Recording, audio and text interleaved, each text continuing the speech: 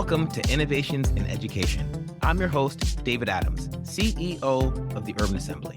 And on this show, we bring guests every single episode who have made things work in public education.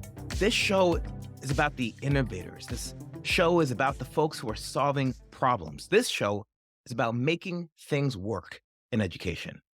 Now, there's a lot of shows out there talking about what's wrong in the education systems, and those are great shows. There's some shows talking about what we're not doing well, and there's a lot to learn from those, but that's not this show. This show is going to be featuring educators who are making things work for young people and improving public education. I'm joined on today's episode by Deysha. Deysha, you are the co-founder and co-CEO of Coursemojo, a leading EdTech company which has developed best-in-class, curriculum-aligned teaching assistant tools. Prior to this, in 1999, you led the founding team and served as the principal of Amistad Academy in New Haven, Connecticut. Under your leadership, the school posted the greatest achievement gains of any middle school in the state. After that, you co-founded and led an organization called Achievement First, which became one of the leading charter school organizations across the country with 41 schools across the Northeast and college graduation rates that are 5-time peer averages. Deysha, you left Achievement First in 2021. But since then, you've also become the board chair of Relay Graduate School of Education and a board member of 50CAN. You received your BA from UNC Chapel Hill, an MA from Oxford University, a JD and teaching certificate from Yale University, and I'm joined here by the Deysha to talk about innovations in public education. Welcome to the show. Glad to be here, David. Good to see you.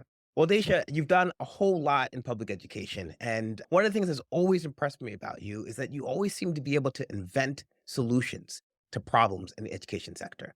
As I went through your bio, tell me about the ideas that you were solving for in each of your organizations and how those ideas and solutions impact public education today. Well, first of all, I only ever do anything in teams. In fact, I may have the longest record. I've been a co-CEO twice over. You have. I really do believe we get great things done when we work together to do them. But in that spirit, I would say, starting with what ultimately became Achievement First, it's hard to remember back to the late 90s, but it was really okay back then to say, in essence, demographics are destiny. I remember going to a New Haven Board of Education meeting where they presented those year's state test results. They were not good. 3/4 of the students were not reading at grade level. And an expert from Yale University came out and said the straightest line you will ever see is between a student's family socioeconomic status and the academic achievement of the student. And that sort of explained away everything that we just seen in this extremely sobering data for our community. And so I think the first problem we were trying to solve back then was to create a school in our community that proved out didn't have to be the case, that kids are perfectly capable, but that we as adults and as education institutions and communities need to do things differently to set students up to be successful. And there were, of course, outlier schools in other communities, whether those were the earliest charters. I went to go see Camp New York, Dave Levin in the Bronx, but there were traditional public schools that were outliers. There were parochial schools that were outliers. But if it was not happening in your community, there was a certain parochialism, and then there's this common acceptance. So that was the first thing we were trying to prove. We were just trying to serve kids from our community, and in doing so, prove what's possible. And then if we fast forward to Relay, in 2004, we started conversations with Joel Klein in New York and Mayor Bloomberg, and they wanted us to expand what had just been a couple charter schools in New Haven to New York. And I remember when Joel Klein said, pay your rent and student achievement. That was something that had not been possible before. And in doing so, by that point, I had tried to, once I'd seen Dave Levin's school, I tried to learn everything I could from him and his teammates and Norman Atkins, who had founded North Star as well in Newark. And he had opened a school in New York too. And I called them and was like, well, what do you think about us coming to New York? And I will say one of the great joys of my professional career, maybe back to where we started, has been doing this work with other people. And I think sometimes too often we perceive competition when there really doesn't need to be. And that if we could figure it out together, we could figure it out. And so in talking to the others that were already doing this work in New York, the thing we were worried about was competing for teachers, that there wouldn't Mm, be enough. And so that led to us saying, well, why don't we come together and focus on teacher training and development and the teacher pipeline? And that was Relay. And in the process, change from what had been a very process heavy orientation and philosophical. And listen, I think it is important for us to be philosophical at times in education, but we opted for that plus a very practice based, practical, what does it take to become a great teacher? The science, as well as the philosophy of becoming a great teacher. And we focus on the outcomes of our graduates and the kind of impact they had. That was part of what it took to actually get your master's degree. In both cases, we were trying to do things for our community and we were trying to establish a different way of doing things. And then if you fast forward to Coursemojo, I left Achievement First shortly after the pandemic, tried to get through that chapter. I'm as worried about public education as I've been. And mm, this is year 26 for me. And I think in a wonderful way, we've raised expectations. Like we now want more for young people. We've mhm. adopted high quality instructional materials. We've embraced a more expansive definition of student success, our aspirations for them. They want more for themselves at a time when post pandemic kids are not just further behind, but more varied. Like the differentiation challenge that has long existed in public education has exploded. Yeah. And we've lost a lot of great teachers. So the Yeah. combination of, overall less experienced teachers, higher expectations, and students who are further behind and more varied, something has to come into that kind of core conditions and make it a little bit easier and more effective. And I do think we'll obviously talk more about this, but I think AI has the potential to do that. I wonder we're going to squander Mm. that potential the way EdTech has, but there's potential there. And that's what we're trying to build towards at Course Mojo. There's a couple of things in there that I just really want to highlight. This idea of breaking the demographic trap in terms of demographic being destiny. You talked about this compliance or complacency is the word I want to use. If I can throw this back to you, it feels like the problem you were solving for was that complacency. Everything else and the structures and the systems and the organization behind it. I hear you tell that story and you're just like, wait, what? We're okay with this? And people are like, yeah. And then that was like your imagination kind of got lit on fire. How does that resonate with you? That you finished the story in some respect. If we go back to that New Haven Board of Ed meeting, and I think it was 1997, the hardest part of the meeting, I mean, I was frustrated when the expert described that straight line between socioeconomic status and academic outcomes. But the worst part of the meeting was when it was time for public comment and there Mm, was no public comment.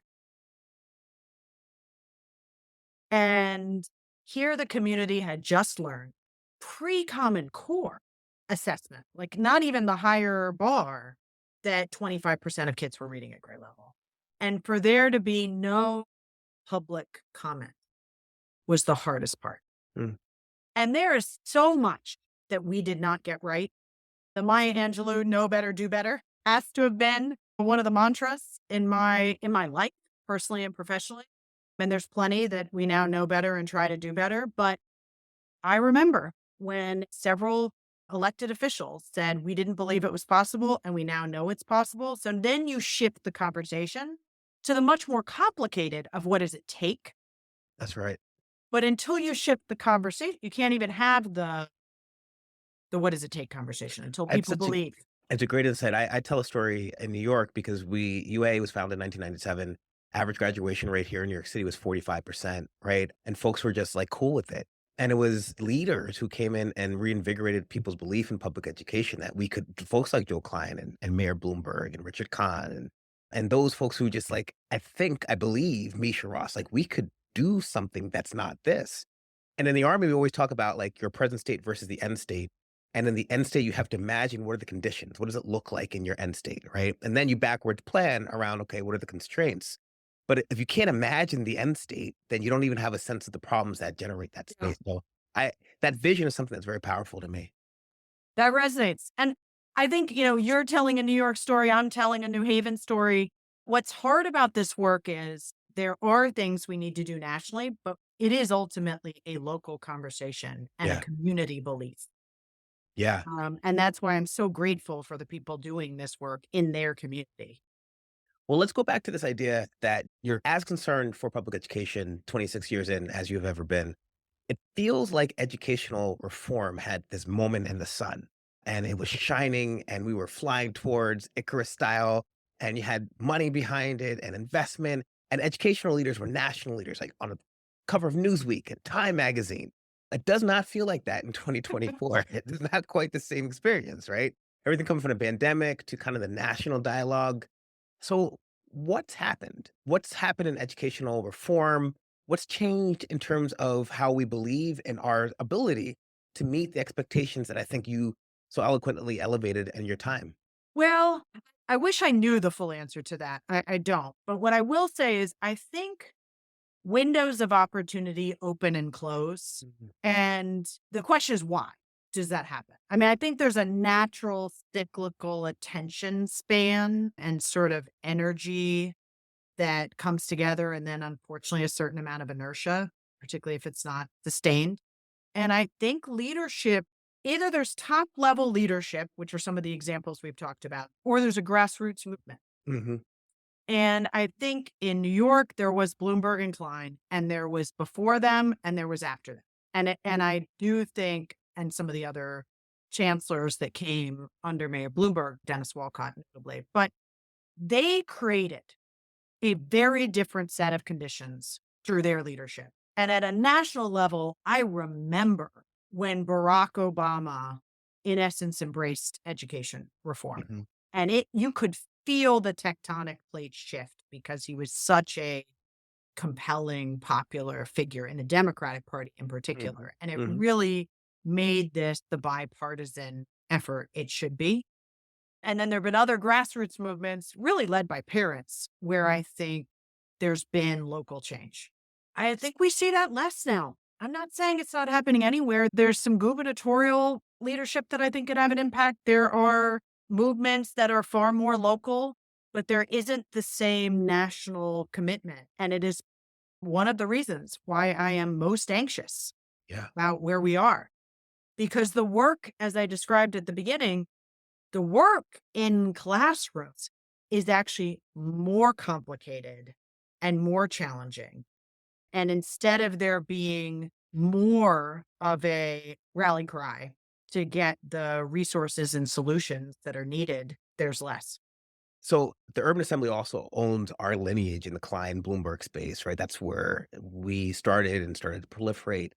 But it feels a little bit like during that time, we went from I believe we can do a better thing that inspired folks to come into education. This is the other thing, I think, particularly in the charter context, also in a district context, but like the folks that got attracted to education during this time were top tier. I can tell generationally, it's no push against folks coming in now. Everybody has what they're bringing. But I remember the caliber of folks who are like, I could be a lawyer, but I want to be in the Bronx. I could have gone to grad school for X, Y, and Z, but I want to go to grad school where the energy is now with public education, right? But it feels like it's shifted insofar as it went from inspiring teachers to blame teachers. It went from like elevate the system to just like, I don't know, condescend the system. Yeah, Something about the pandemic. Help me out here, Daysha. I just the tone and the energy, it's just shifted. it has, I think, as a general rule. I think beneath that, there's a lot of variability. I mean, it's interesting right now. We work in, I'll say two things. One, on a more optimistic note, and then I'll try to go back into your searching for explanations reason. But we work across the country right now. Of course, we're honored to partner with about 15 districts. And so I've been in conversation with a lot of different school systems. And there's a survival mindset, and then there's an innovation mindset. And that is overly simplifying, but it's almost like, what headspace are people in? Mm-hmm. And you would have every right, as I did, to emphasize the challenges, but you run the risk of getting stuck there, Mm-hmm. as opposed to being clear eyed about them, but also emphasizing the assets and the opportunities and focusing your energy and collective energy on the quest for solutions. And I do think people got tired, maybe a little burned out. It did. And you have to sort of find your joy, your hope, your why Yeah. individually, collectively. So I think that may be part of it. I Well, let also me, think it's interesting for the people who have left this work. A couple of friends have gone to other sectors. yeah. And one of the things they've said to me is to contrast the education reform effort with the environmental movement, Okay. that in our space, unfortunately, people feel like they're advocating for their particular solution or their particular organization. And we had that sort of very old, maybe over charter versus district, but it's even our particular, it's about teacher quality. No, it's about SEL. No, it's about, and I think what many of us have learned who've been at this for a while as parents, as well as educators, is if only it were one thing. Mm, But there's still this sense of competing for resources, denigrating directly or indirectly other solutions, other organizations.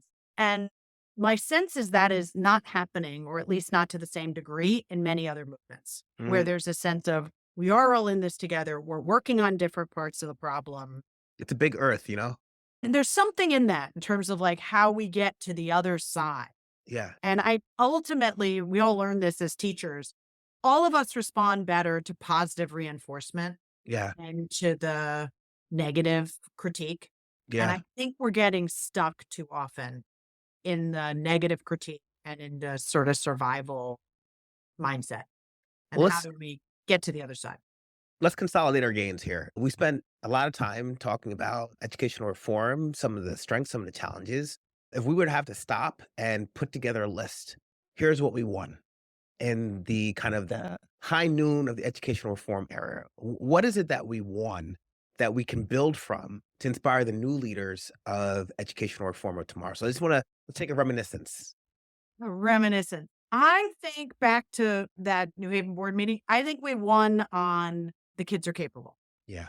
And that if we need to, as adults, obsess over the conditions and the supports, the what and the how of how to create great educational experiences, but that it's possible. And then I think the next frontier was that it's possible at scale. Hmm. And I wish we had more proof points, but we do have proof points, both within the nonprofit charter networks and within traditional systems. I know you and Jean Claude were talking about Chicago. I think there are a We were number of talking places Chicago. Yeah. where, in a variety of contexts, there has been real success. I want to take the Chicago, but they're kind of in a mess right now. But as Jean Claude and I were saying, like it's an undertold story. People think that Chicago public schools is mired in low achievement, but they're actually one of the highest performing schools in the state or district, I Yeah. should And say. I just saw one of the most recovery post COVID, too, in terms of, It's I was looking at the ELA achievement that was it's a real thing. I mean, I guess we're not gonna get to the back because we're talking about things like kids are capable. It's possible at scale, right?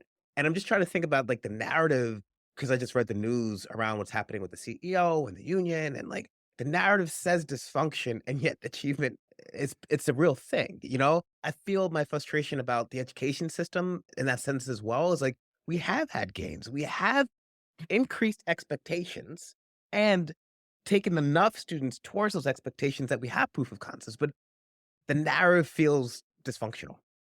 Yeah. Well, unfortunately, I think both things are true. It's not that it's one or the other. I don't claim to be an expert on the Chicago story, but one of the things that I've heard is that, there's been issues at the top over decades. And the work at the school level and the sort of network or regional level can continue to march forward. That's certainly true in a big city like New York as Yeah. well, where we've had some issues as well with transition at the top. Yeah. And we have the pleasure of working in District 11 in the Bronx and soon in District 18 in Brooklyn.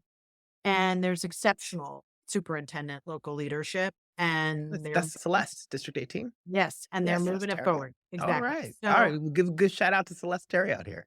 yes, exceptional.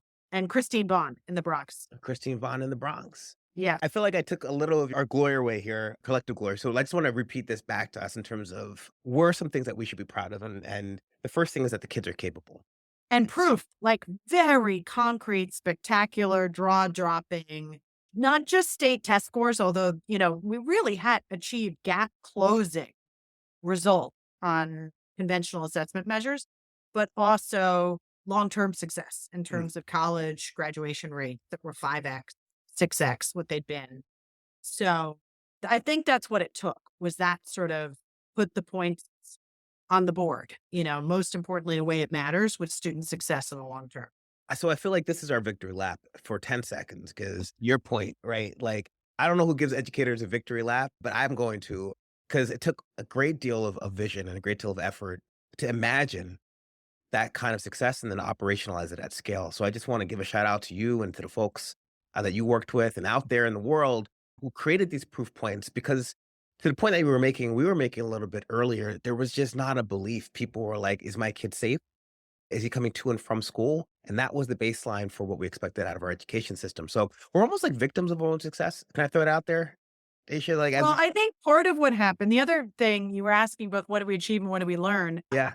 is I think what we learned is that one of my colleagues at Achievement First, Dalia Dean, used to always say, and is the higher bar.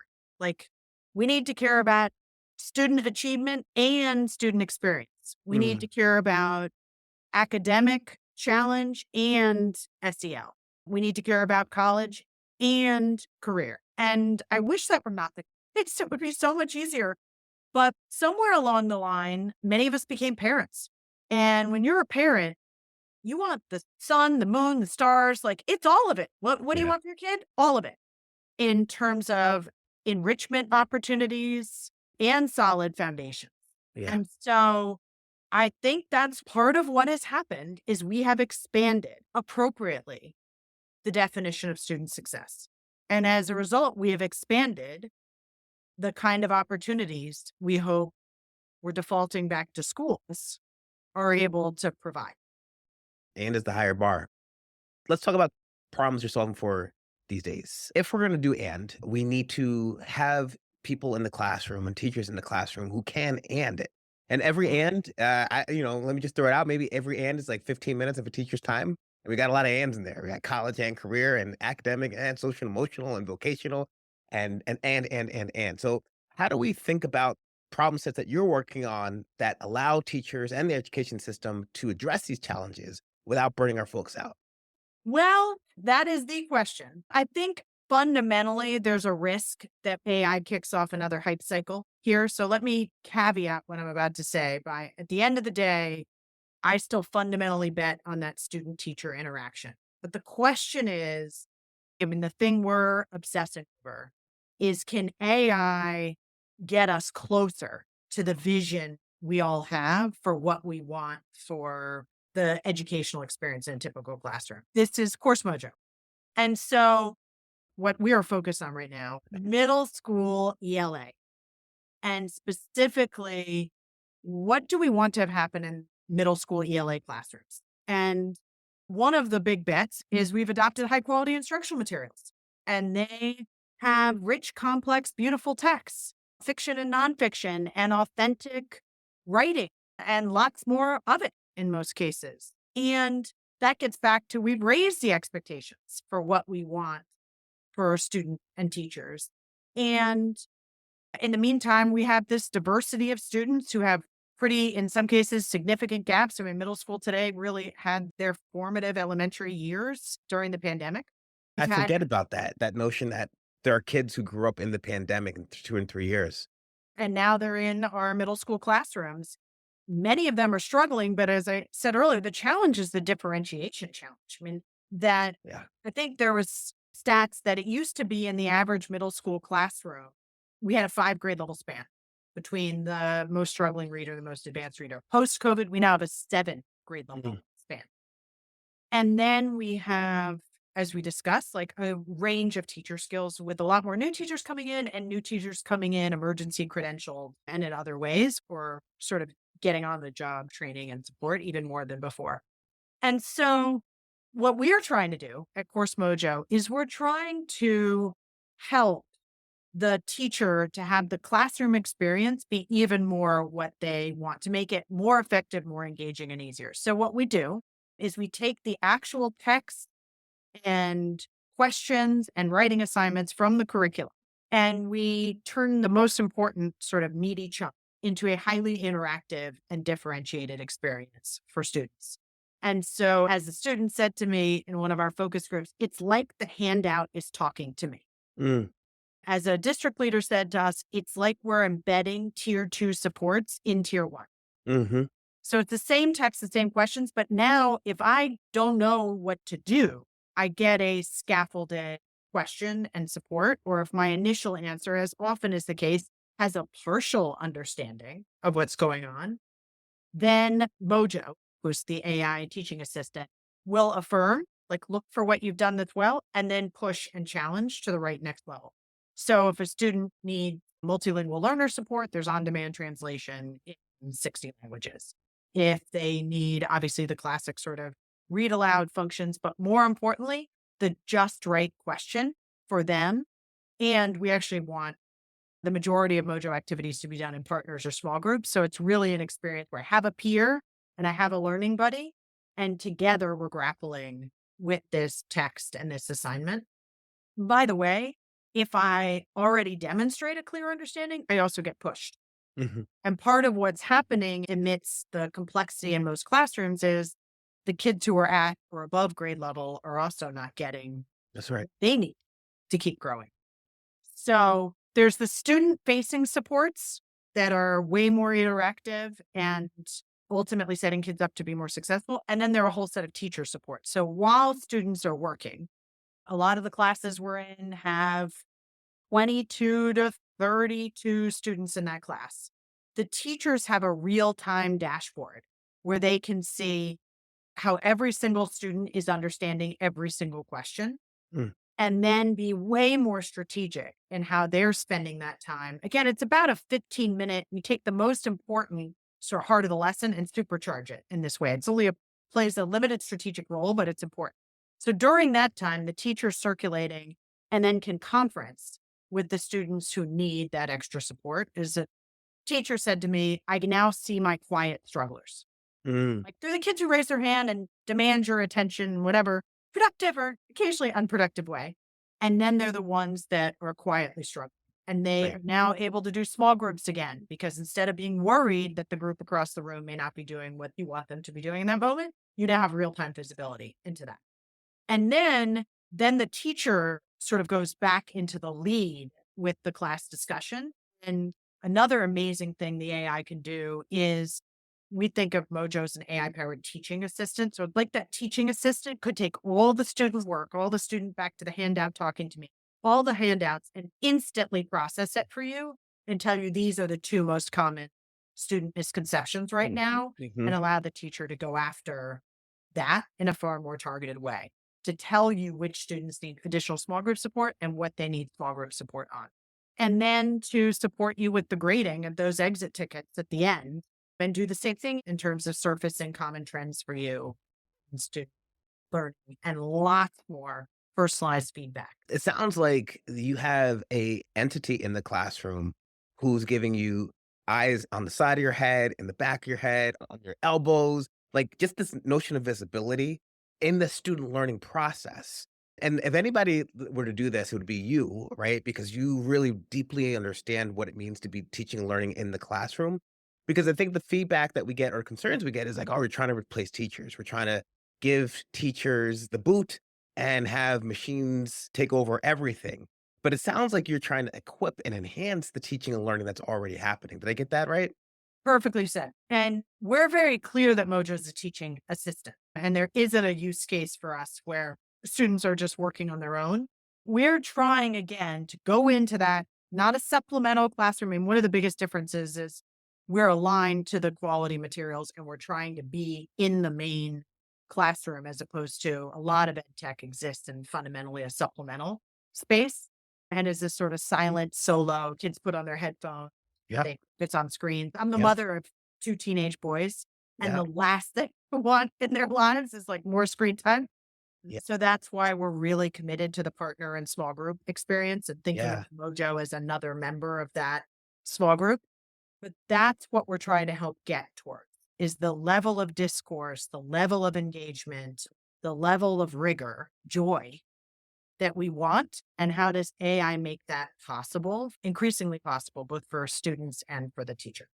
So we're bringing the story from solving a problem of mindset and of imagination to solving a problem around teacher recruitment and competition to solving a problem around the actual experience in the classroom because we got the teachers. We know what it takes to move our students there, but we don't necessarily think it's a sustainable thing on the human level, right? And so it sounds like you've gotten to this place where solving has brought us to how do we bring our teachers to a place that they can sustainably drive high quality learning across student potential and performance.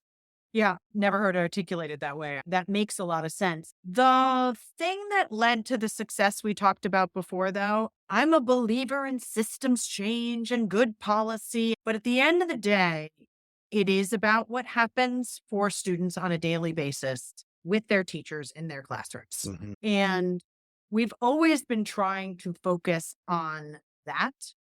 And I think now we have an additional tool at our disposal. And I actually, for most of my 26 years in this work, have been an education technology skeptic.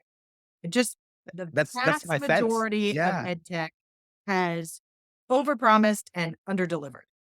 And if we look back at the successes, I mean, you're just not seeing that many that we can really point to that have contributed to a wide variety of high need students in particular. There's operational kind of solutions, student information systems, but certainly not in the instructional context. Yeah. Lawrence Holt talked about the 5% problem. If you look at the results of many of the products who say we have demonstrated impact on student learning, the asterisks or the fine print is often for the students who use the product with sufficient dosage. And then that there are very few students who've used the product with sufficient dosage. And Mm. so part of why it was important to us to build something that teachers in classrooms would want to use is because that's where the kids are and where you have to get over a certain threshold to have the impact you want. It's built by an educator. So I have a preference for solutions that are informed by actual educators versus no shade against technologists or software or people who are trying to disrupt education and microschooling. But you know education, you know teaching and learning, you have belief in teaching and learning. And so I just feel like you approach the problem differently. It's about solving for the actual challenges and constraints that are stopping teachers from doing the what's that they know how to do, right? Yes, trying. Yeah. And I do think I've been surprised. There often are insufficient educators at education technology companies, but not always really at the end of the day calling the shot. Mhm. And I think, though, They're doing even in product support a lot of times, not product development. right, exactly. And in our context, what I would say is one of the things, if we want different ed tech products, if we want higher impact, more usable, more effective, and more usable, I do think we have to change the way, the process by which we're developing them. And so we believe strongly, even though we do have a lot of educators in product development and ultimately calling the shots, we still fundamentally are thinking of ourselves as co developing Mojo with our district partners, most importantly, with students, with teachers, with district leaders. And so we are on site all the time to get their feedback. And That's right. what's great about it is fundamentally it's validating. We just did our teacher survey and they're rating Mojo a 4.2 out of 5. Great. And here are the three things we want you to do next. That is the real gift, Yeah. which is this is still not working and this could be better. And I have this crazy idea. That is what is helping us. I mean, we started with something strong, but it is so much better now as a result of the insights from students, teachers, and our system level partners. Amazing. Well, Dacia, I need us to pivot from places we agree, things like the importance of educator voice and nonprofit tool development or tool development in general, the importance of what happens in the classroom, the belief in what our students can do, to a little bit more of a controversial space. It's called our lightning round. All right. Okay. So I'm going to just throw out some questions. I'm going to say agree, disagree. But you can say agree or disagree, and then you can follow up with your comments on each of these spaces, right? So I've picked some kind of general educational lightning topics, and we'd like your take on it. How's that feel to you? Sounds good. Fire away. All right, ladies and gentlemen, the lightning round has begun. Question number one, Deysha Toll, calculus or data science college readiness. Where do you fall down on that question? Data science, especially if it was college and career readiness. Data science. You heard it here, folks. Data science is for college and career readiness. I'm sorry, Isaac Newton, your time has passed. All right, question number two, college for all or career pathways. Deysha Toll, where do you fall on this question? College for most, career for all. College for most, career for all. And don't worry, folks, we will go back to hear Dacia's thoughts on each of these questions. And then last but not least, lightning round, question number three, AI in education, hype or value add, Dacia Toll. Currently, hype, potential for value add, high potential for value add if we approach the development of AI powered tools differently than the way we've historically approached EdTech. All right, well, that concludes our lightning round. We had some really good responses here. Let's go back and unpack some of these ideas, right? So we said calculus, data science. I gave a man, Isaac Newton, a shout out there. What's kind of informing your sense around data science versus calculus? What's keeping us on calculus? How come we haven't moved to data science? I think calculus has a long standing. I've got a teenager in calculus as we speak. It is a box that students who are striving for the highest levels of academic achievement still feel like they have to check. And so I think so many of these things come down to not the substantive value, but the perceived reputational value. I think when you look at substance, both as citizens, as consumers, in our professional life, we're just more likely to encounter questions of data integrity and accuracy and ultimately what it's telling us. Let me follow up on this because this is going to loop into another idea before we get to college or career pathways, but it links to this question of what the purpose of public schooling, right? Because you just talked about like in our day to day lives, we will encounter questions of scientific accuracy, data rigor, and logic, right? And you feel like data science prepares us for that day to day space. And I feel like the question of why are we doing public schooling anyway can help inform the kinds of experiences and the kind of learning that we have. So what's your sense of that? Purpose, public school, 2024. I think we are trying to prepare young people to have happy and successful lives. And a big part of that is to have choices. And I think this gets to your second lightning round question, which I've changed my answer on. I was at college for all for at least half of my nearly 30 years in this work. And I think actually by being so outrageous, we got way further than if we'd been more moderated in those beliefs. But at the end of the day, I saw a generation of students go through with the high watermark, 65% of whom went on to graduate from college, which was, as we talked earlier, 5 or 6 times what was expected for students in the communities where we were and the peers. And what about the third or more of students who didn't, who went off feeling like failures because we'd gotten them all to a college campus, but they had not all persisted. Yeah. And I think that that's why for me, it's still most, both because college is still that reputational box you have to check for a lot of access, and because of the experiences that at least I hope young people have at that time in their life in that sort of educational environment. But what we have been insufficiently attentive to is career. And by that, I don't mean I actually am worried. We're asking middle schoolers or certainly high school freshmen and sophomore to choose their career. And then they're going down these much more precise pathways. There may be students who have that level of clarity, but I think we're taking that step before we've done rigorous exposure. So part of what I think public education has to do is prepare you in a way that gives you lots of choices and options, but also exposes you in ways that we all live in our insular environment. And students default to the options they see the adults around them have. They do. And we have to open that aperture and show them the full complement of things that they could aspire to do. It's hard because, I'm very resonant with this question of how high expectations propel energy and then worry about those who don't meet them. I've been struggling about that a lot. So one of my folks said to me, it's like, David, we should create an algorithm that predicts students' achievement in college. I'm like, it's called the GPA. It's like you don't need to create an algorithm, right? And so like I really do struggle with that insofar as like if I have a student who's unlikely to be successful in a college environment, should I not set them up for success to some sort of post-secondary outcome, right? And I've gone back and forth, and my staff says one thing, and I say another thing, and then the stats. And so I'm resonant with your answer on that because other countries do it differently, and they just have different assumptions around the purpose of schooling, which is a little bit more associated with sorting students for the best post-secondary match. You know what I mean?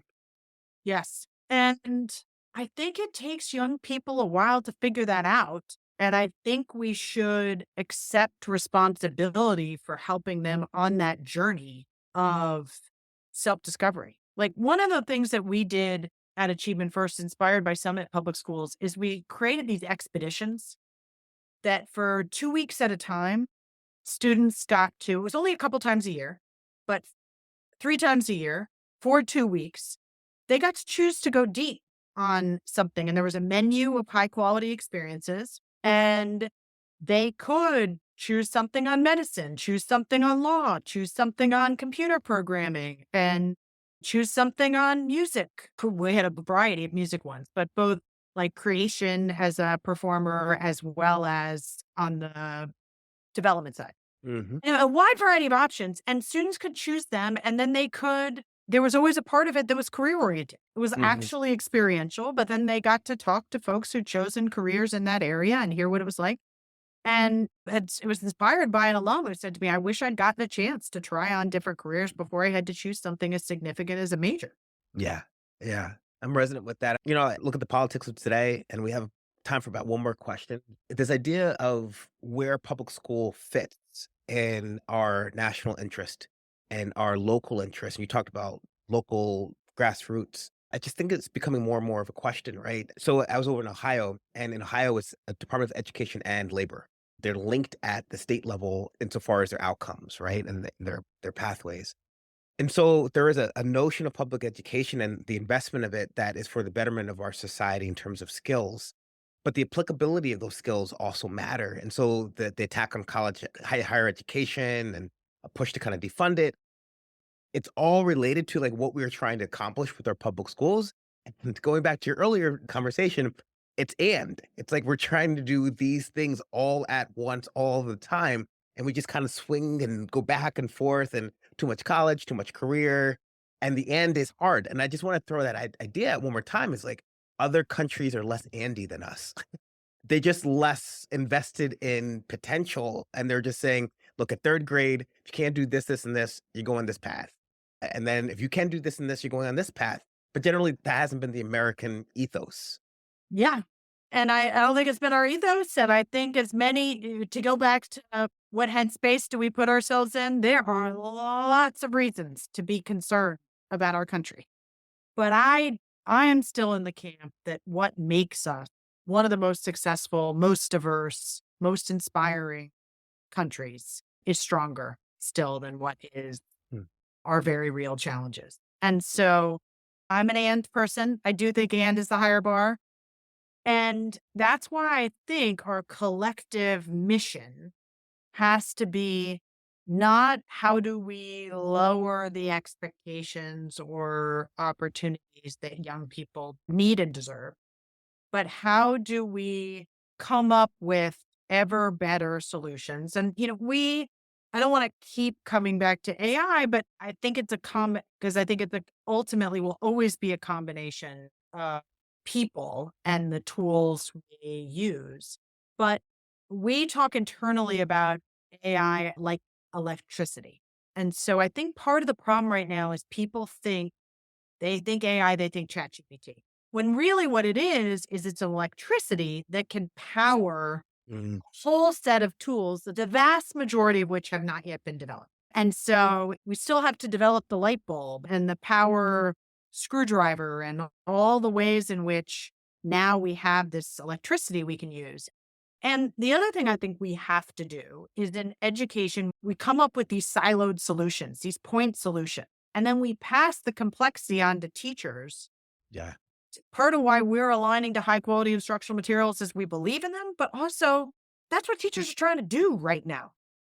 So why are we trying to give them something else that they're trying to do as opposed to saying, you're already trying to do this. You're already trying to have small groups be highly effective in your class. You're already trying to have discourse about text. You're already trying to have students engage in authentic writing. How do we now make that easier and more effective and more engaging? And I think it should be on us to develop more integrated, cohesive solutions and stop passing that complexity on to teachers and schools to try to weave these complex things together and then get their constant feedback and make it better. Well, Deysha, if anybody is up to the task of coming up with solutions in public education, it's got to be you. Anywhere from your work at Achievement First to Relay to your newest work at Coursemojo, you have been a solutionizer, an inventor, a person who's taken her imagination and improved public education with the results. So thank you for coming on our show. We're looking forward to getting some of that Coursemojo up in Urban Assembly School, so I'll follow up with you. I think there's some opportunity there, but I'll turn it over to you for the last word. No, just David, thank you for your leadership. You are definitely one of the ones trying to move us forward collectively, doing great work at UA. And examples like this, trying to move the field in a way we need to be pushed, but from a fundamentally positive orientation. So thanks for having me on. Thanks for listening to our latest episode of Innovations in Education, where we bring education leaders who have made things work in the education sector. If you like this episode, please subscribe so that you can hear more great content around innovations in education. I've been your host, David Adams, and have a great day.